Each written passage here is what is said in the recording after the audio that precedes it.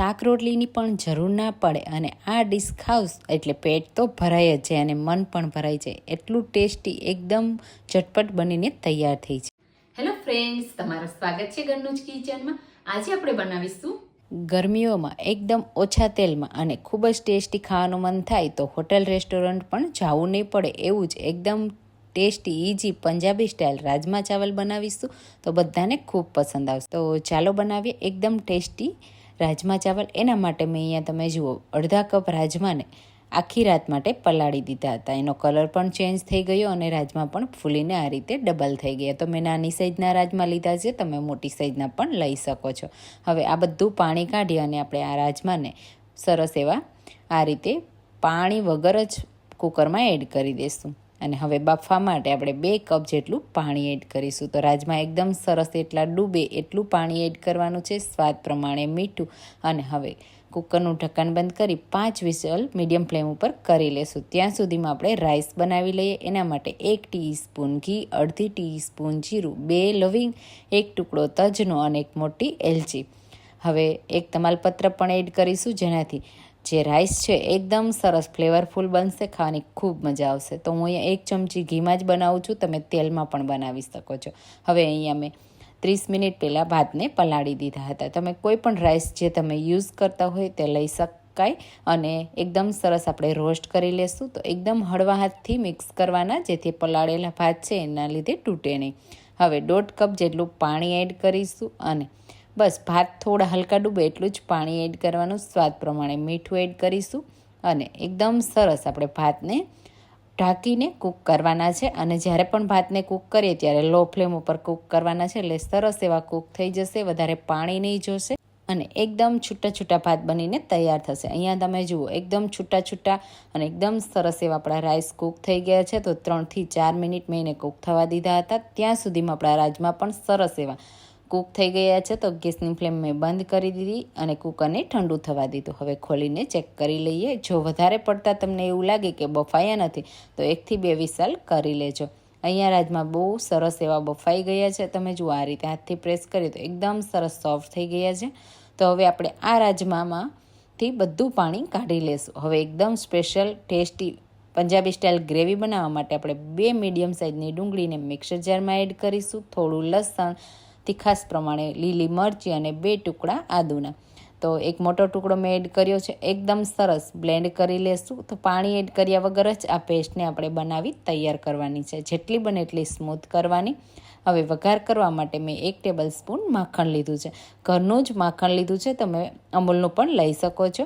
તો હવે માખણ સરસ એવું મેલ્ટ થઈ ગયું છે. તો એમાં 1 ટીસ્પૂન જીરું લેશું. જીરું એડ કરી અને જીરાને સરસ એવું ફૂટવા દેશું. તો ઓછા તેલમાં કે ઘીમાં આ તૈયાર થઈ જશે. જો માખણ ન હોય તો તમારે ઘીમાં પણ એનો વઘાર કરવાનો, ખૂબ જ સરસ લાગશે. માત્ર 1 ચમચી ઘીમાં જ વઘાર કરજો, વધારે એડ કરવાની જરૂર નથી.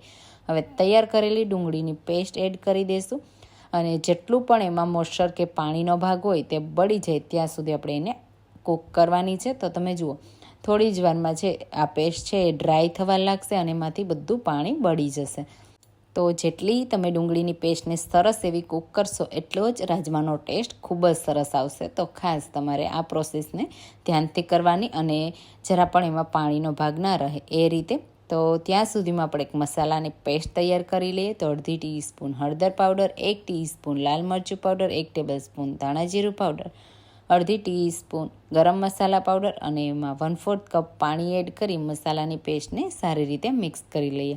તો આ રીતે પાણી એડ કરી મસાલાની પેસ્ટ તૈયાર કરવાથી મસાલા છે એ બળતા પણ નથી અને ખૂબ જ સરસ એવા ફ્લેવરફુલ તૈયાર થાય છે. અહીંયા તમે જુઓ ડુંગળીની પેસ્ટ છે એકદમ સરસ એવી ડ્રાય થઈ ગઈ છે. હવે એમાં બિલકુલ પાણીનો ભાગ નથી. તો આ રીતે તમે એકદમ સરસ એવી કૂક કરી લેજો. બસ હવે આપણે તૈયાર કરેલા મસાલાની પેસ્ટને એડ કરી દઈશું અને હવે એમાં સ્વાદ પ્રમાણે મીઠું પણ એડ કરી દઈશું. પછી એકદમ સરસ રીતે મિક્સ કરીશું. તો મસાલાની સરસ એવી ફ્લેવર પણ આવશે, સાથે મસાલા બળશે પણ નહીં અને એકદમ સરસ એવો કલર પણ આવશે. તો હવે આ મસાલાને આપણે 1 થી 2 મિનિટ માટે કૂક કરી લેશું. તો અહીંયા તમે જુઓ થોડી જ વારમાં બધી જ પેસ્ટ સરસ એવી ડ્રાય થઈ ગઈ અને એકદમ સરસ ગ્રેવી જેવો મસાલો કૂક થઈ ગયો. તો હવે એકદમ પરફેક્ટ બજાર જેવી હોટલ રેસ્ટોરન્ટ જેવી ગ્રેવી બનાવવા માટે આપણે એમાં 2 ટામેટાની પ્યુરી એડ કરીશું. તો બસ મિક્સર જારમાં 2 ટામેટાને એડ કરી અને બ્લેન્ડ કરી લેવાના. એકદમ ફાઇન પ્યુરી તૈયાર કરી લેવાની અને એને આપણે એડ કરી દેવાની. એકદમ સિમ્પલ છે અને ઓછા મસાલાથી આ રાજમા ચાવલ બનીને તૈયાર થઈ જાય છે. જો તમે આ રેસીપી ટ્રાય ના કરી હોય તો જરૂરથી કરજો અને મને કમેન્ટમાં કહેજો કે તમે મારી આ રેસીપી કઈ સિટીમાંથી જુઓ છો, જેથી હું તમને થેન્ક યુ કહી શકું. તો અહીંયા તમે જુઓ આપણે સરસ એવી મિક્સ કરી દીધી. પછી ઢાંકીને 2 થી 3 મિનિટ ગ્રેવીને કૂક થવા દેશું. તો ગ્રેવી સરસ એવી કૂક થઈ ગઈ છે. એમાંથી બધું જ પાણી સરસ એવું બળી ગયું છે અને ગ્રેવી આ રીતે થીક થઈ ગઈ છે. તો બસ આ રીતે તમે જો વધારે સરસ એવી રીતે ગ્રેવીને કૂક કરશો તો એનો ફ્લેવર ખૂબ જ સરસ આવશે. તો હવે આપણે થોડી ગ્રેવી કરવા માટે 1/4 કપ જેટલું પાણી એડ કરીશું. જો જરૂર લાગે તો તમે થોડું વધારે પાણી પણ એડ કરી શકો છો. એકદમ સરસ એવું મિક્સ કરી લેશું. તો જે આપણે રાજમા બાફીને તૈયાર કર્યા છે એમાંથી આપણે બધું પાણી આ રીતે કાઢી લીધું છે. એટલે આપણે ગ્રેવીમાં થોડું પાણી એડ કરવું પડશે. સારી રીતે મિક્સ કરી લેશું. હજી જો તમને થીક લાગે આ સમયે તો થોડું પાણી એડ કરી શકાય અને એકદમ સારી રીતે મિક્સ કરી લેશું. એટલે રાજમા સરસ એવા ગ્રેવી સાથે કવર થઈ જશે અને એકદમ સરસ ગ્રેવીનો ટેક્સચર આવી જશે. તો અહીંયા તમે જુઓ મને આ સમયે થોડું આ મિક્સર છે એ થીક લાગે છે, તો હું ફરીથી 1/4 કપ જેટલું પાણી એડ કરું છું અને એકદમ સારી રીતે હવે મિક્સ કરી લેશું. અને આ ગ્રેવીને આપણે રાજમા સાથે થોડી વાર માટે કૂક કરવાની છે. એટલે એકદમ પરફેક્ટ કલર, ટેસ્ટ અને એકદમ પરફેક્ટ થિકનેસ આવી છે. તો હવે ફરીથી ઢાંકી આપણે 2 થી 3 મિનિટ માટે કૂક થવા દેશું. તો 3 મિનિટ પછી તમે જુઓ એકદમ સરસ એમાં કલર આવી ગયો. આ રીતે ઉપર તમે જુઓ બટર ઉપર તરવા લાગ્યું છે અને એકદમ ક્રીમી ટેસ્ટી આપણી આ રાજમાની ગ્રેવી તૈયાર થઈ ગઈ છે. જોતાં જ ખાવાનું મન થઈ જાય અને પરફેક્ટ સ્મેલ સાથે આ ગ્રેવી તૈયાર થઈ છે. તો હવેથી હોટલ રેસ્ટોરન્ટનું ખાવાનું પણ બંધ. હવે ઘરે તમે એકદમ સિમ્પલ મસાલાથી આ રેસીપી બનાવી શકશો.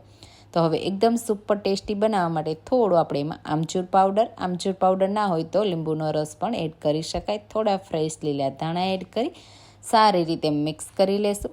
અને હવે આ ગ્રેવીને આપણે વધારે કૂક કરવાની જરૂર નથી. બસ એકદમ સરસ રીતે મિક્સ થઈ ગયું અને હવે ટેસ્ટી ગ્રેવીને આપણે તૈયાર કરેલી રાઈસ સાથે સર્વ કરીશું. ખૂબ જ ટેસ્ટી લાગશે. નાના બાળકોથી લઈ મોટા આંગળા ચટી જશે એટલી ટેસ્ટી આ રાજમા ચાવલની ડીશ તૈયાર થશે. તો શાક રોટલી પણ ખાવા નહીં પડે એવી આ ડીશ તૈયાર છે. તો હું અહીંયા આ ડીશને આ રીતે સર્વ કરું છું. એક સાઈડ આપણે તૈયાર કરેલા રાઈસ અને બીજી સાઈડ આપણે રાજમા સર્વ કરીશું. સાથે તમે થોડી ડુંગળી સર્વ કરજો, છાશ સર્વ કરજો અથવા તો તમે દહીં પણ સર્વ કરી શકો છો. ખૂબ જ ટેસ્ટી લાગશે. ઝટપટ તૈયાર થઈ જાય છે અને ખૂબ જ મજા આવશે ખાવાની. જો તમે આ ડીશ ટ્રાય ના કરી હોય તો જરૂરથી કરજો અને મને કમેન્ટમાં કહેજો કે તમને આજની મારી આ રેસીપી કેવી લાગી. જો તમને મારી આ રેસીપી પસંદ આવી હોય તો મારી રેસીપીને લાઇક કરજો, શેર કરજો અને મારી ચેનલને સબસ્ક્રાઈબ કરજો. અને એકવાર આ રીતે હોટલ, રેસ્ટોરન્ટ અને પંજાબી સ્ટાઇલ રાજમા ચાવલ જરૂરથી બનાવજો. બધાને ખૂબ ભાવશે. તો ચાલો ફરી મળીશું એક નવી રેસીપી સાથે. Thank you for watching.